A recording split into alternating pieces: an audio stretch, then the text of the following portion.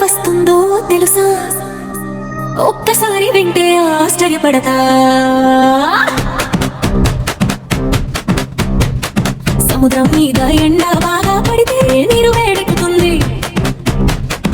ఆవిరి నీరు ఆవిరిగా మారి ఆకాశం వైపు ఎగిరిపోతుంది. ఆవిరి చల్లని గాలితో కలిస్తే మేఘాలు ఏర్పడాయి. ఇలా మేఘాలు చేరి చేరి ఒక పెద్ద గుండ్రని గాలి చక్రంలా తిరగడం మొదలు పెడతాయి. ఆ చక్రంలో గాలి వేగం పెరుగుతుంది. సముద్రం మీద బలమైన గాలి తాకిడితో తుఫాను రూపం దాలుస్తుంది. తుఫాను మధ్యలో కంటి లాంటి ప్రశాంత ప్రదేశం ఉంటుంది.